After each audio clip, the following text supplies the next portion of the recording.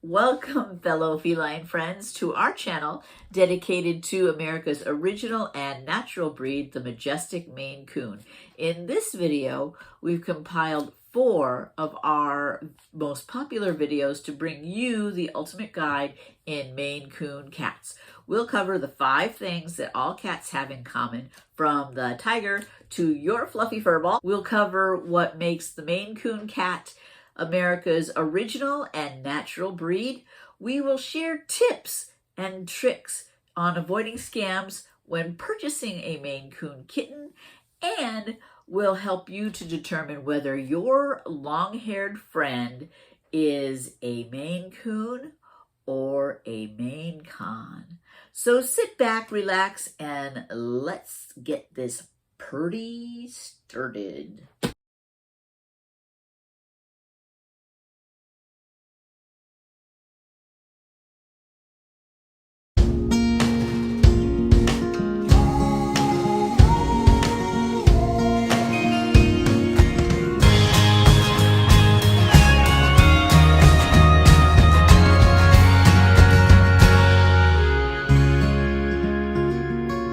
If you can find the cat in my video, I'll give you an extra thumbs up and an extra comment. First of all, there are 5 things that all domestic cats have in common. Number 1, they have 244 bones in their body. Number 2, 30 of those bones are located in their backbone, which means they can rotate their entire backbone from one end to the other 180 degrees. Yeah, that does not even seem comfortable. Number 3, they have very long whiskers. The whiskers are used to sense the environment because some of the predators that they have are aerial, and they need to be able to sense the air quality. Number 4, they don't have a collarbone. Our collarbones keep our shoulders apart. Cats don't have a collarbone. They can squish themselves into very small places. It's a protection device that they've developed over a long period of time. And number 5, the domestic cat has 26 teeth. They come down the genetic scale from a more general family called the Feliformia, that come from the family of obligate carnivores. Now, an obligate carnivore is a carnivore that needs to eat meat as its main diet. We can talk about food in a completely different video, not this one, but I just wanted to give you those 5 basic things that all domestic cats are made up of. And now we can go into the more specific Maine Coon. So we'll see you in our next video. Thanks for watching.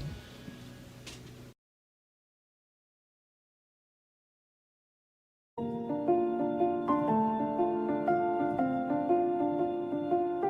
Maine Coon cat that you are looking for needs to have registration papers. Why? You might say, I don't need a cat with registration papers. Well, if you're paying money for a registered Maine Coon, yes, you do.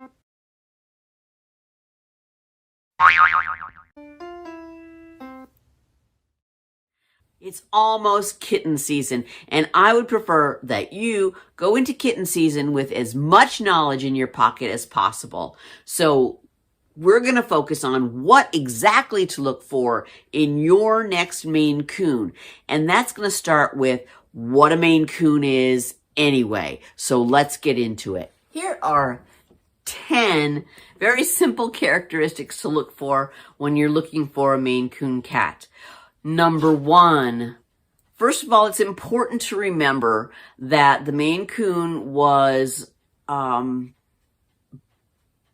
of brought up and genetically made itself known in a really harsh climate of the northeastern part of the United States, in Maine, New Hampshire, Vermont, in that kind of area up near Canada, and developed specific genetic traits in order to protect itself. Number 2, They are big boned and have a very muscular body.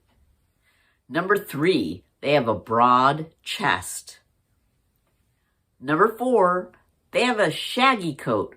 It's not considered short or long, but a combination of that. They have a long flowing tail for balance. They have tufts on their ears and inside their ears. Their paws are large and well tufted. Do not cut that. You can never, ever, ever find a short-haired Maine Coon. It's just not possible. If you can find the cat in my video, I'll give you an extra thumbs up and an extra comment. Number 5, because they are a large and heavy-boned breed, they grow slowly and only reach their full growth and maturity in 4 to 5 years. Number 6, they are from the United States, folks. They are not from Russia. They are not from the Ukraine. There's no Maine Coon Russian breed. There's no Maine Coon Ukrainian breed. The main breed of the Maine Coon cat is an American breed. Number 7, they are the largest registered breed recognized today. Females can get up to 18 pounds.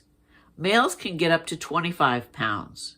There are extremes on both ends of that scale, but it is not normal to have a 30 or 40-pound Maine Coon cat. Just because they're larger does not make them a better Maine Coon. It just makes them more susceptible to hip problems and heart problems as they grow. Number 8, you can have either a polydactyl or a straightfoot Maine Coon. Both are within breed standard. Number 9, an amiable disposition is part of the breed standard, folks. They are really the golden retrievers of the cat world. And number 10, Maine Coons have a long DNA recorded history. You can do a genetic test on your cat and they will have very specific genetic markers for a Maine Coon cat.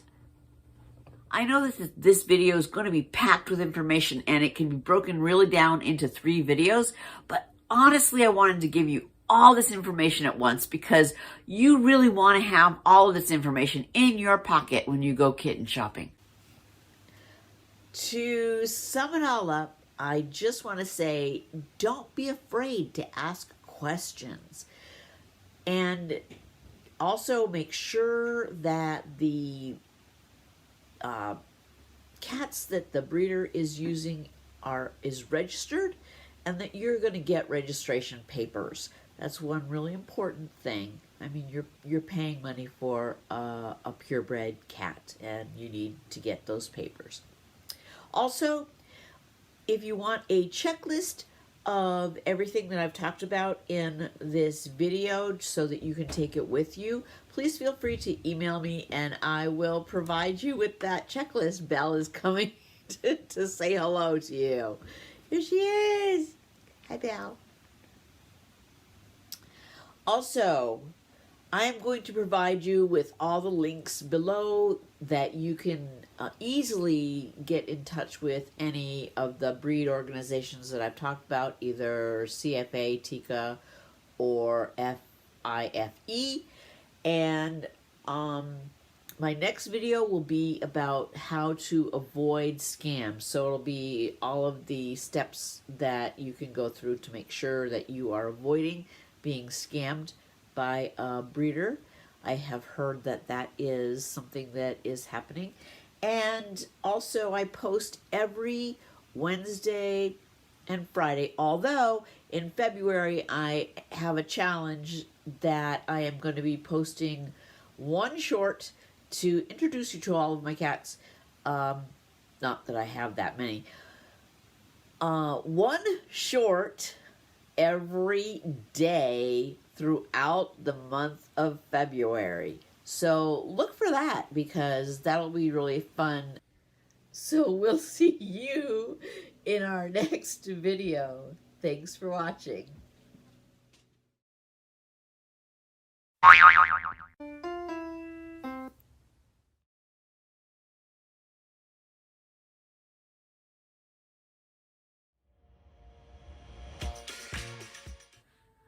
I received an email from a friend of mine who got scammed out of over $3,000 trying to buy a Maine Coon online. And she knew that have been breeding Maine Coons since about 1999. She was looking for a particular color at the time, and I guess she contacted me and I didn't have that color, and she didn't really want to wait. So she went ahead and just sort of did her own little Google search and got scammed out of $3,000. Now, when she contacted me about getting scammed, it really boiled my blood. And I have to tell you why.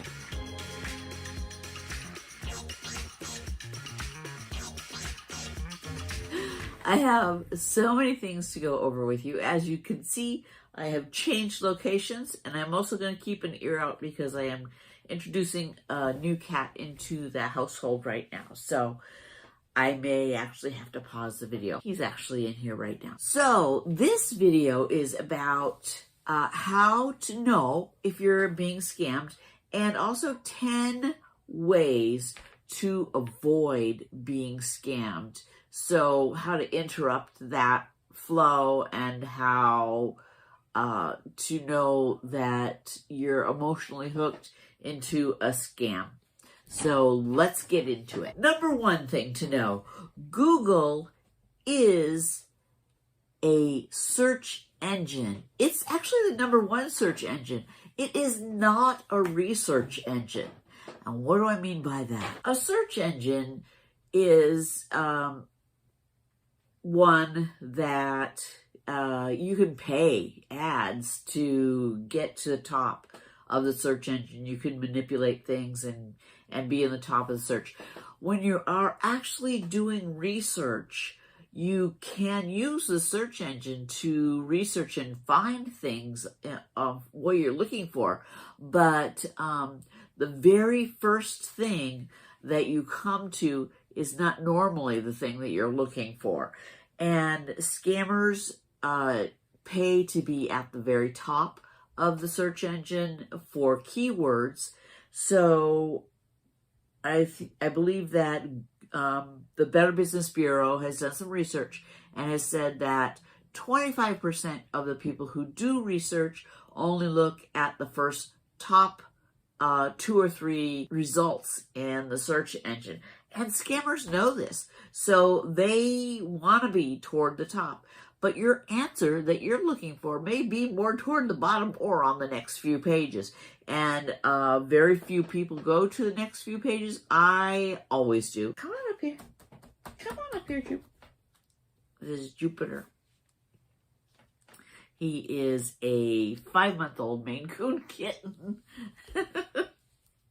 And he follows me everywhere right now. So it's very charming.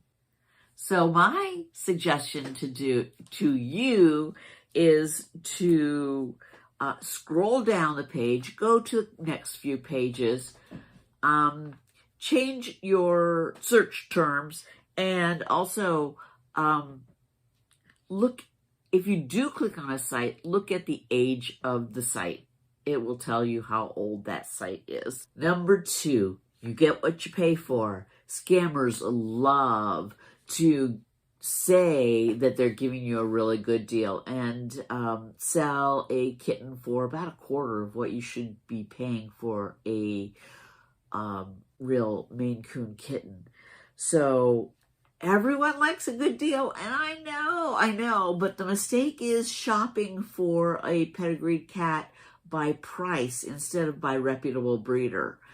You should be looking at all the tools that you can to find a reputable breeder instead of looking for price. And I'm going to help you a little bit about there. I'm going to give you some tools at the end that will help you find a reputable breeder in your area.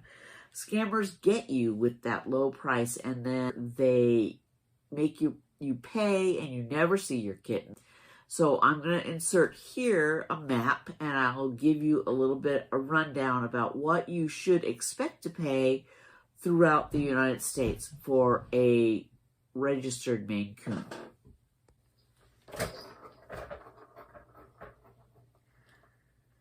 On the West Coast, you should pay about $2,500 to $3,000. 3 kitten vaccinations, rabies vaccinations, spay, neuter, registration papers, and a health guarantee. In the Midwest, you should pay between $1,600 and $2,500. 3 kitten vaccinations, vet check, registration papers, and a health guarantee.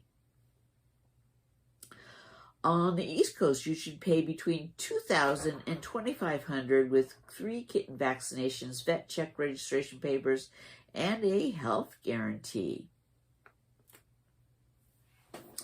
And in the South, you should pay between $1,600 and $2,500 with 3 kitten vaccinations, vet check, registration papers, and a health guarantee. Of course, all of these come with contracts and your kitten. And most breeders that are reputable give you a little kitten pack with your kitten. I have a kitten that is playing right below my chair, so I'm being very careful about moving my chair at all. Number 3, no face-to-face contact.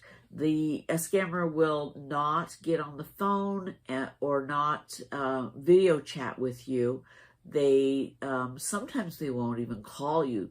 They just expect you to text them, or they'll show you pictures through text and through email only. That's not acceptable. A reputable breeder will video chat with you. They will be in the same room with the actual kitten that you are interested in and be able to play with them and interact with them. And you should be able to see that. And you should be able to ask questions while the breeder is holding the actual kitten that you're interested in. And the breeder should be able to answer any questions that you have. Most scammers will not have an application process for the kitten, and all reputable breeders will have an application process for the kitten because they want to make sure that their kittens go to a good home. So they're going to vet the homes that they let their kittens go to. And you should expect to fill out an application. Number 4, scammers will not have a contract and will have no health guarantees. All reputable breeders will have a contract that they will ask you to sign, as well as having a health guarantee. They will guarantee their kittens for between 1 to 3 years, and they will know all of the lines. So if you have any questions about what the kitten's parents are like and what the kitten's grandparents are like, your reputable breeder will know those lines and be able to answer those questions for you. Number 5, after your deposit, your price increases with a scammer. This will never happen with a reputable breeder. I could never think of an instance that it would happen with a reputable breeder. So what usually happens is the breeder will tell you the price. It's a non-negotiable price. We're not shopping for price. We're not selling used cars here. So the breeder will tell you the price, and they'll tell you if there's any additional costs involved. Say that you have transport involved. So there's going to be there may be some additional costs with the transport. But all of those costs, whatever is extra, will go into the contract, and it will have a clear total in the contract with your deposit already taken out of the total. With scammers, they like to increase the price. So you'll send them a deposit and they'll tell you what the kitten's price is at one price, but then, something happens and they'll increase the price to something else, and then something else happens and they'll increase the price to something else, and it never ends. You end up paying 3 or 4 times what you should for the kits, and you get scammed. Number 6, there's a problem with the transport if the kitten is being shipped. Now, I never suggest that you get a kitten that is going to be shipped. If there is any way that you can go and get the kitten from the breeder, fly and get the kitten, or arrange transport with a private transport company or a nanny, a pet nanny that you know, or that is referred to you by somebody else, or that is referred to you by a reputable breeder. I do not recommend that you ship a kitten cargo. There's so many things that could go wrong. However, when you're being scammed, there's a price that they want you to pay for the kitten transport, and then mysteriously the kitten has to have a different carrier, and the price goes up. The other thing that scammers like to do is have you use only their carrier. Now, why is that a red flag? Well, because they say that they don't know this person, it's just their carrier, and they work with them all the time. But when push comes to shove, it's really a person that they scam with, and that person is getting a cut of the scam. I would suggest that you get a pet nanny if you're going to get somebody to fly the kitten to you, that the kitten goes in cabin, and I will show you a picture here of what a weigh bill should look like. Any weird looking weigh bill is probably a scam. You should get a copy on the weigh bill of the flight time and the flight number and when the flight will arrive. If the person is going in cabin, then you should get a copy of their ticket, as well as the receipt for the in-cabin kitten, and the flight number and the time that they're going to arrive. There is a soft-sided carrier that goes under the seat, and they usually cost between $50 and $75. It's one flat fee. You can buy it yourself and send it to the person if that's the way you're going.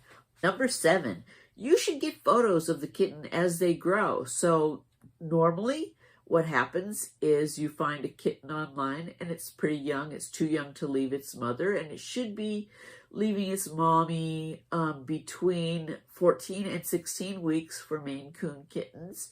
That's typical. Getting it younger is not good for the kitten, and you should get photos as they grow. So typically my pet people find me somewhere or are on my list, and I start taking deposits somewhere around 4 to 6 weeks. So between 6 weeks and 16 weeks, that's a long time.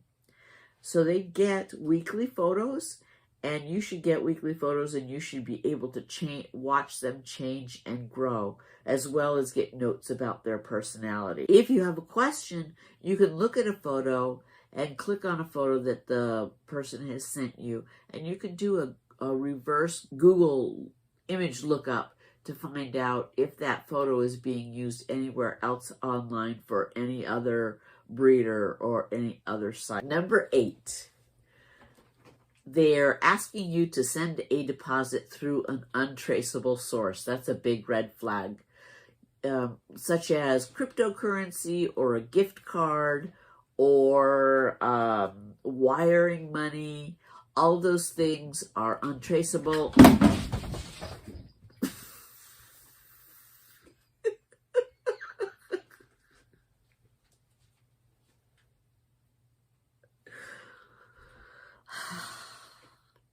Red boys.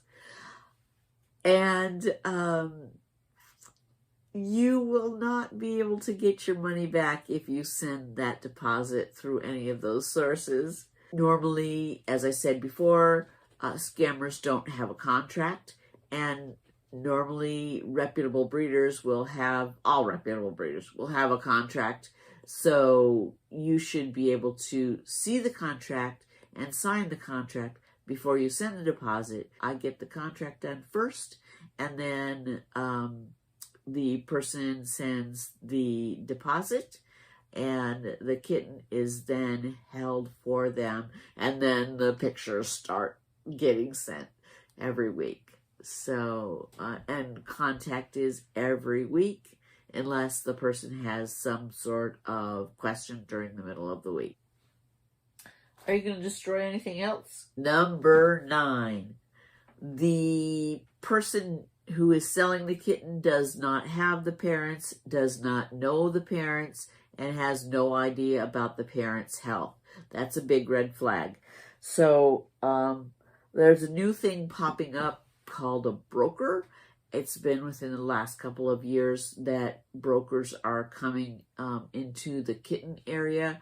They were doing dog scams before, and this is really not very good. So what they'll do is buy a bunch of kittens really cheaply from Russia.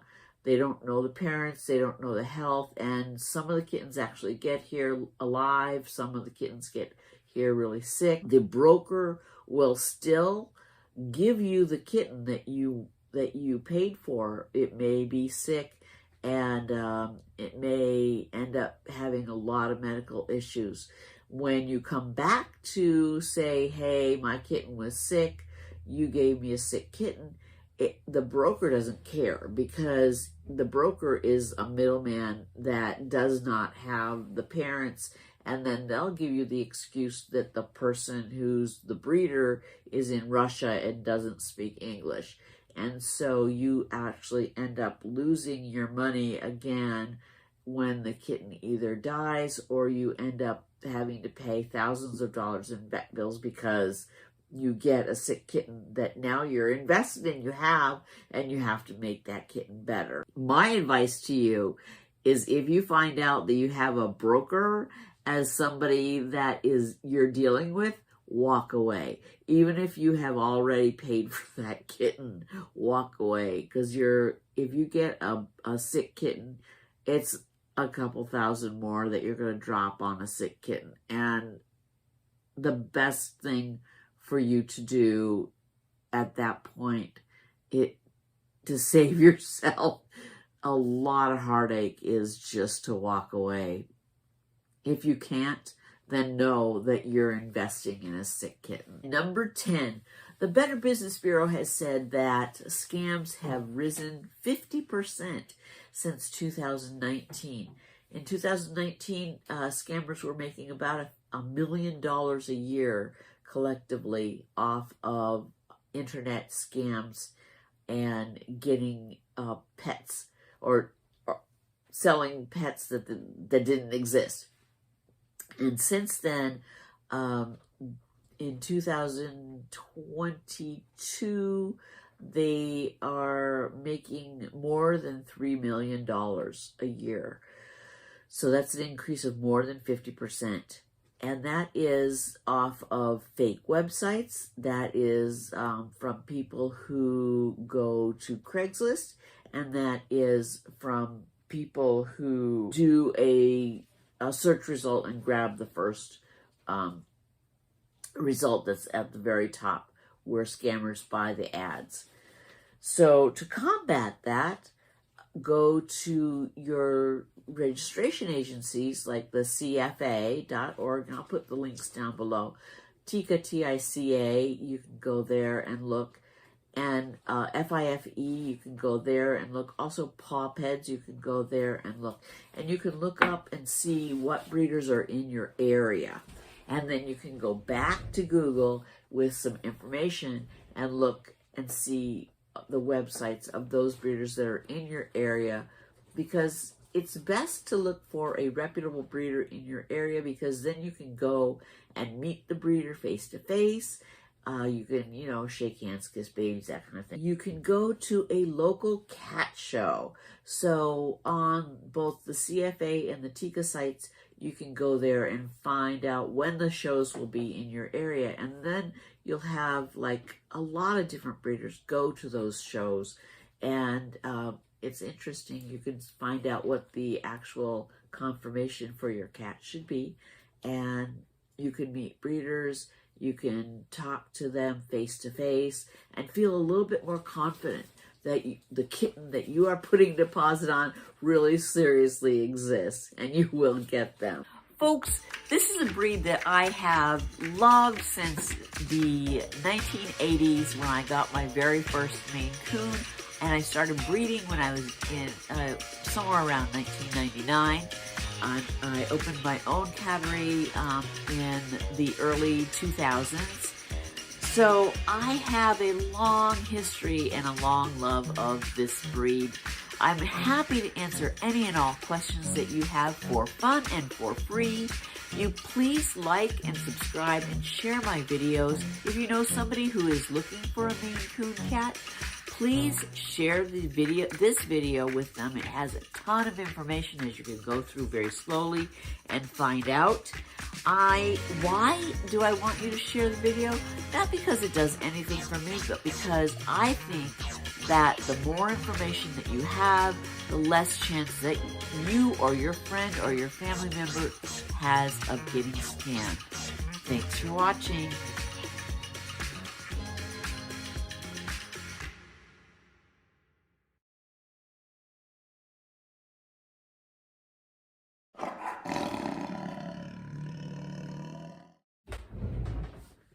Are you constantly typing Maine Coon characteristics into Google, hoping your own kitty fits the bill? Don't worry, we won't judge you for your online obsession or your obsession with your feline friend. In fact, we're here to help. Get ready to find out everything you need to know about whether your cat is a real Maine Coon or just a fluffy poser. Welcome everyone. Today we're going to take the claws out, or put the claws in, to a question that everyone has who has gotten a long-haired cat off Craigslist, out of the shelter, and that is my cat a real Maine Coon? This is part 4 of a 4-part series on the Maine Coon cat. Oh, thank you.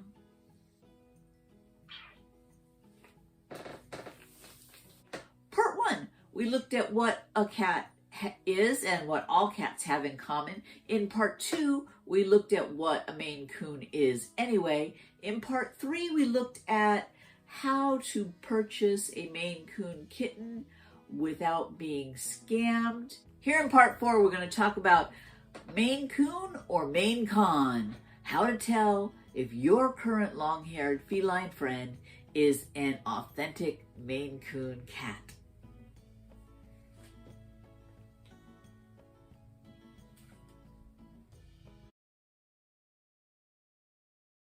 Vets, shelters, and rescue places like to proclaim that every cat that looks to them like a Maine Coon is in fact a Maine Coon or a part Maine Coon.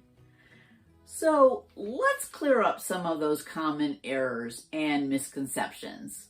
And the first one is size. So they'll say, your cat is massive. And this is Karis. She is a Maine Coon female, and she is about 14 pounds right now. She is quite long, and she is only 3 years old. Just because a cat is large does not make them a Maine Coon. Garfield is large. He's not a Maine Coon. He's a little on the fat side. Number 2 is that they will, and now this is actually because of Animal Planet. Animal Planet did a huge disservice to the coon community when they said this. They said that all Maine Coons will have an M on their forehead. Now, as you see, Karis has a vague marking on her forehead, but nowhere near an M. And she really is a Maine Coon, so there's no denying that. But what that really means is that she's a tabby. She is a brown tabby and white in color, and the M on the forehead delineates that she is a tabby color. Maine Coons come in 75 different colors. Not all Maine Coons have an M on their forehead because not all Maine Coons are tabbies. And just because your cat has an M on its forehead does not make it a Maine Coon. It may make it a tabby, however, but tabby is a color, Maine Coon is a breed, and they are two completely separate things. A regular long-haired cat has got a smaller head and smaller ears and a smaller muzzle. Doesn't make them any less or better of a hunter. It just makes them different, and their coat is all over one length from the very front to the very back. Now you may think, that didn't clear up anything for me. I still think my long-haired cat is part Maine Coon.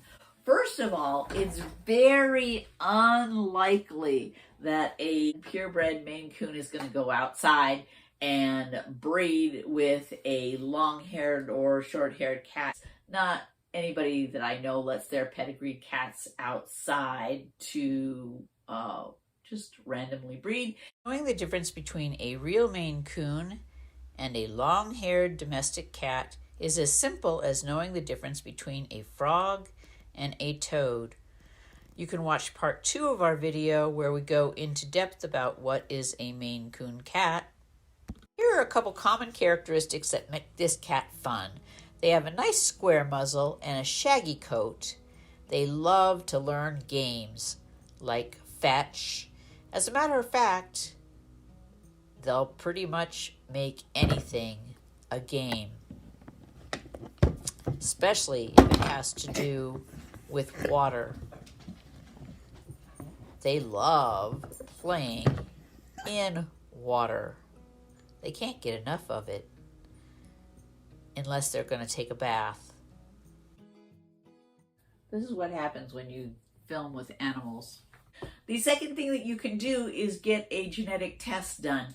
Now, there are, like I said, definite genetic markers for the Maine Coon. The Maine Coon as a breed has been around quite some time and has very specific genetic markers that make it a Maine Coon, and you can get a genetic test done.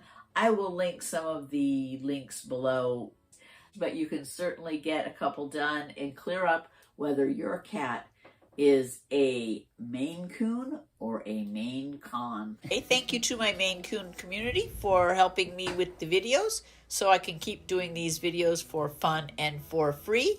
Please like and subscribe. See ya.